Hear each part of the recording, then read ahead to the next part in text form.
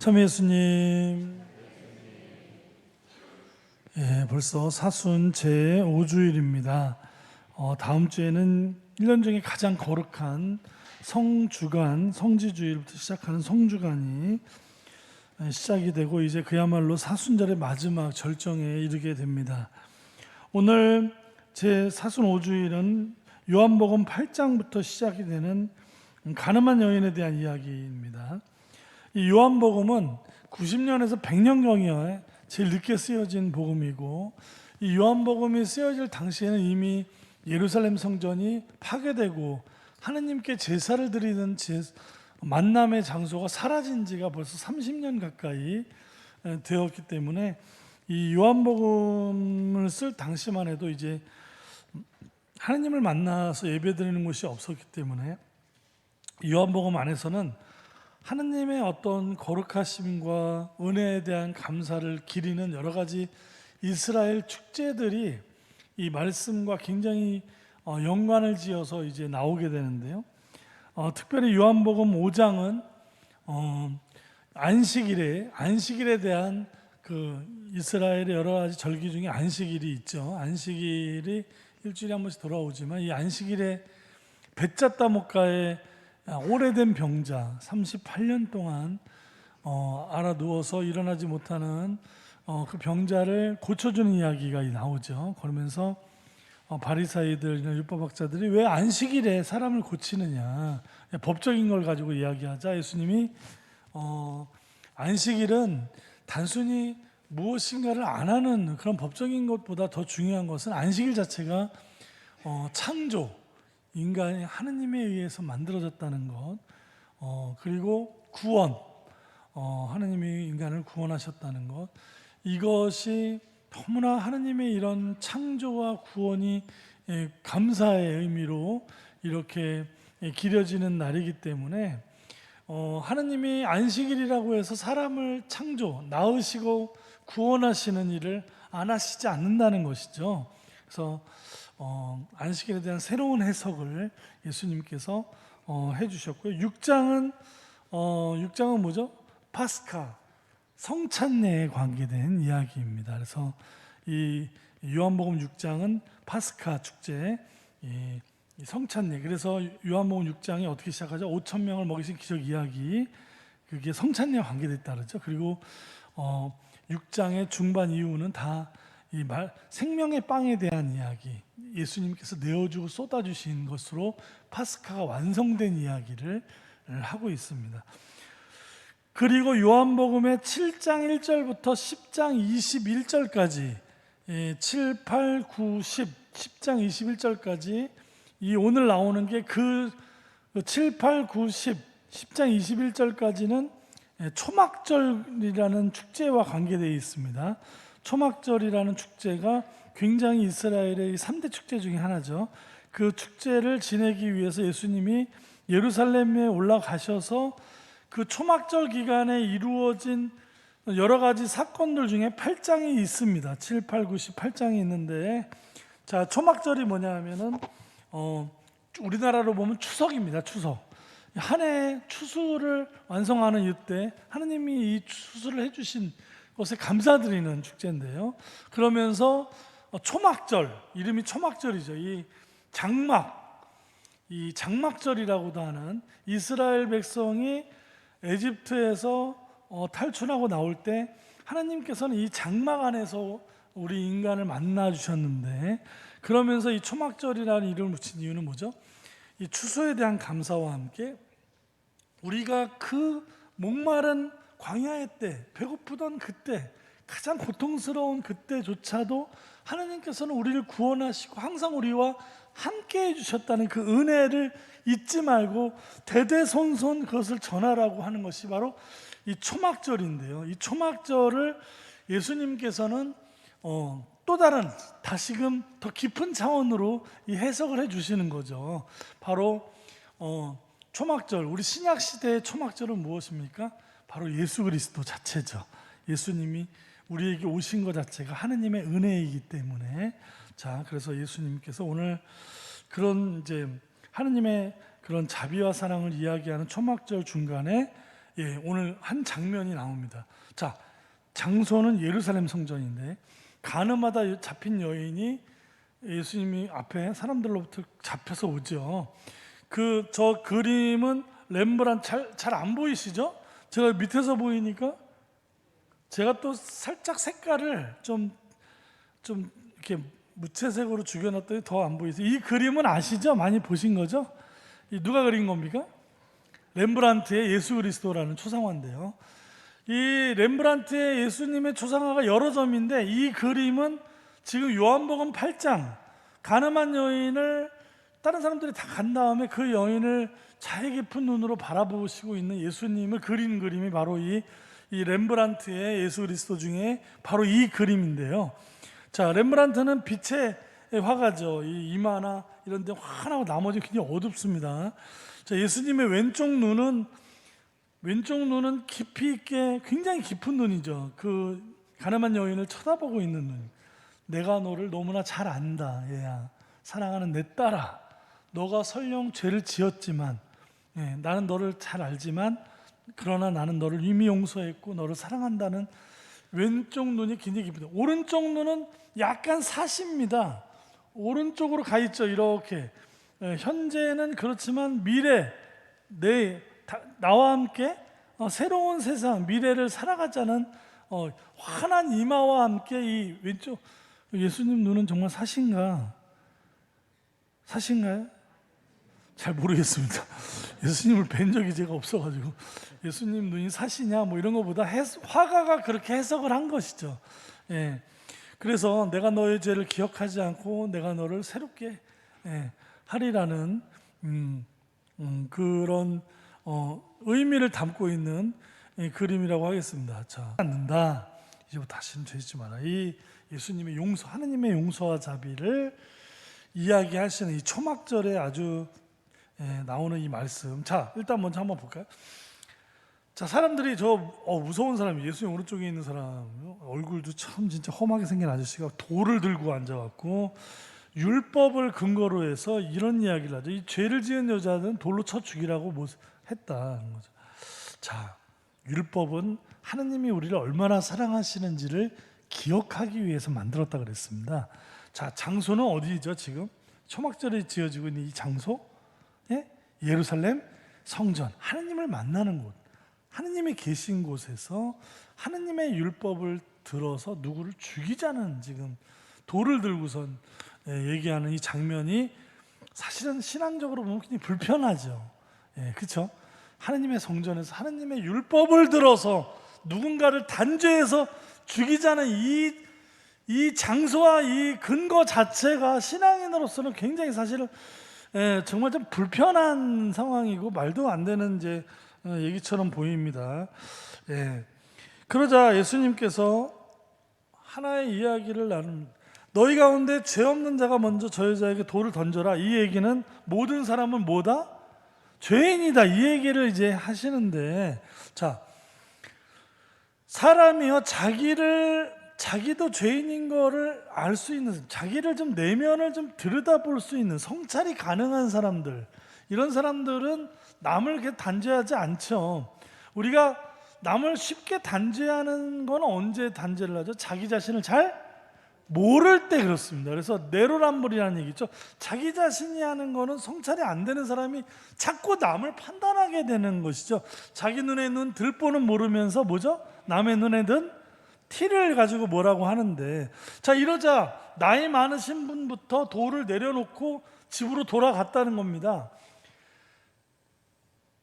성찰로 초대한 것이죠. 예수님이 너희 중에 죄 없는 자가 먼저 돌을 던져라. 그러자 나이 드신 분은 죄가 많아서 돌을 내려놨냐, 이게 아니라 이 나이를 먹는다는 게 뭐죠? 나이를 젊었을 때는 힘이 넘칠 때는 우리는 누구나 다 세상의 중심인 것 같은 그런 삶을 살죠. 그렇죠? 젊었을 땐 그래서 젊은이들의 강점이죠. 뭔가 내가 세상의 중심이고 힘이 있을 때 뭐라.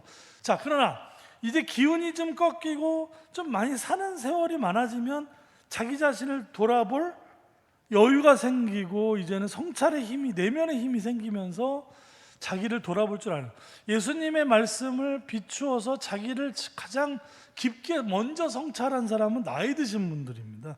나이 드신 분은 힘은 떨어졌지만 내면을 성찰할 수 있는 힘이 있다는, 이거는 제 생각입니다. 나이 드신 분부터 돌을 내려놨다는 얘기는 나이 드신 사람이 나이를 먹으면 자기 자신을 성찰해 나갈 수 있는 힘이 생기죠.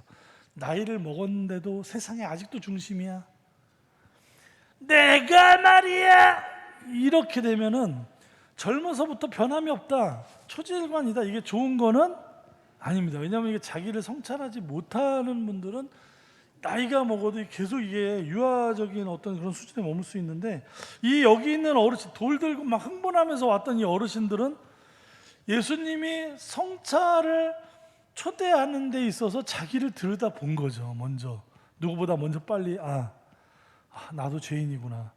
돌을 놓자 젊은 사람들도 그 어르신들을 따라서 돌을 내려놓고 돌아가게 됐다는 이야기를 여기서 합니다.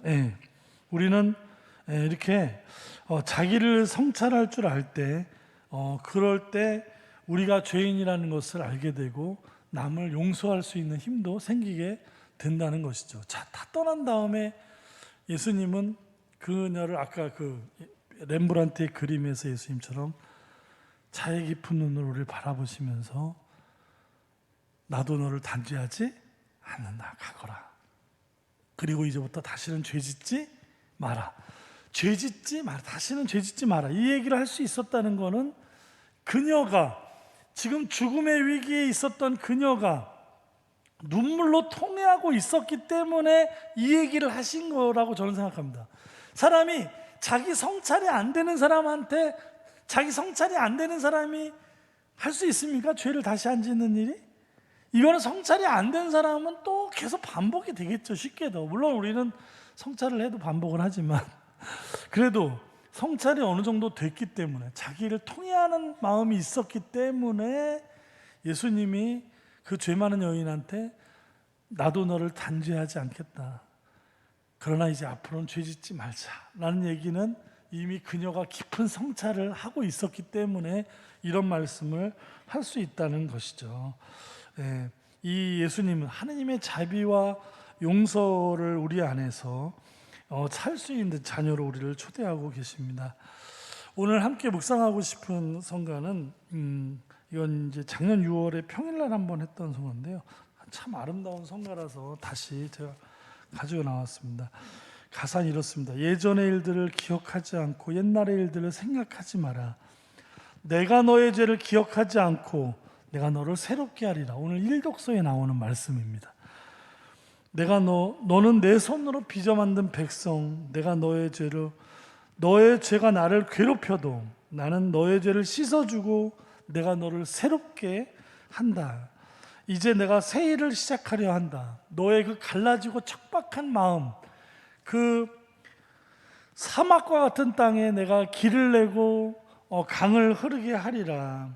이미 내가 너를 통해 새로운 일을 시작했으니 너는 이미 새롭다. 자, 우리가 이 주님께서는 우리를 이미 모든 용서하시는 분이신데, 이 용서는 누구를 통하여 마지막 방점이 찍힙니까? 하느님의 용서는 늘 우리를 따라오시지만 우리는 죄를 하느님한테만 짓는 것은 아니라는 거, 그렇죠? 누구한테 죄를 또 짓습니까? 나와 함께 사는 사람들한테 죄를 짓죠. 그래서 우리가 고해성사라는 거는 다른 종교에는 없습니다. 개신교 같은 경우는 이제 통성고해 같은 거 하죠. 하느님한테 직접 한다 이거죠. 이웃에게 지은 죄에 대해서는 그냥 하느님한테 용서받으면 끝이다, 이런 개념이 있는데 왜 가톨릭 교회는 신부라는 사람한테 고해를 하느냐? 하느님한테 용서받은 건 같은 개념인데 가톨릭 교회는 인간에 대한 용서와 사과와 죄사함을 받아야 된다라고 생각하는 겁니다.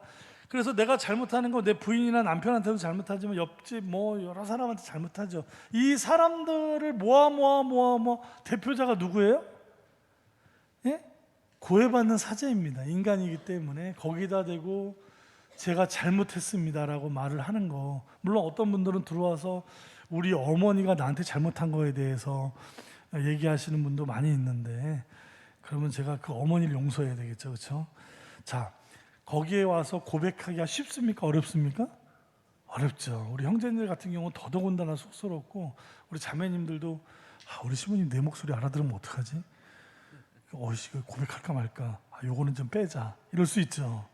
이게 어렵다는 겁니다. 어렵다는 거. 그럼에도 불구하고 교회가 왜 고해성사를 계속 이야기합니까? 우리가 하나님한테는 용서를 받았지만 누구한테도 용서를 받아야 돼요? 사람한테도 용서를 받아야 됩니다. 그게 중요한 거예요. 그래, 사람이 용서를 하는 게 중요한 거예요. 그것도 중요하단 말입니다. 왜? 그러니까 예수님께서는 계속 용서하라는 말씀을 하시는 거예요. 7번씩 몇 번이요? 70번까지도 용서하라. 너희가 용서해야 하나님의 용서가 완결이 되는 겁니다. 하나님은 우리를 사랑하시죠? 그렇지 않습니까? 나만 그렇게 생각하나? 하지만 그 사랑의 마지막 방점은 누가 찍습니까? 인간이 하는 겁니다. 그래서 예수님이 뭐라고 했습니까? 내가 너희를 사랑한 것처럼 너희도 서로 사랑하라. 너희가 서로 사랑해. 하나님의 사랑은 우리가 나누는 사랑과 여기에 이제 마지막 방점을 우리가 찍어야 되는, 그래서 하나님의 사랑을 하라고 하는 겁니다. 그러기 위해서는 우리가 누구를 용서하고 사랑하려고 하는데 상대방이 자기가 잘못한 걸 도대체 인정을 안 해. 사람을 죽여놓고는 자기는 죄 없다 그러면 용서가 됩니까? 안 됩니까? 여보세요? 잘못한 사람이 잘못했다고 얘기를 도대체 인정을 안 해. 용서가 돼요, 안 돼요? 물론 여기 우리 대답을 안 하는 분들은 다 용서가 되는지 모르겠는데 사실 용서가 참 어려운 겁니다. 그래서 우리는 참회가 필요한 겁니다. 참회하고 성찰하고 잘못을 고백할 줄 아는, 그때 우리에게도 이제는 우리는 그렇게 사랑이 넘치는 존재들은 아니지만 그때 우리도 이제는 용서를 할 수 있는 마음이 생기게 되는 거예요. 하나님의 용서가 우리를 통해서 마지막 용서의 방점과 사랑의 방점을 찍을 수 있다. 오늘 주님께서는 늘 용서하시고 사랑해 주십니다. 이제 우리도 우리 자신을 이 부족함에도 불구하고 받은 사랑과 용서를 우리 이웃에게, 그쵸? 우리 이웃에게 정말 함께 회개하는 모든 사람에게 하나님의 자비와 사랑을 베풀고 용서를 베푸는 그런 사순절이 되어야 되겠습니다.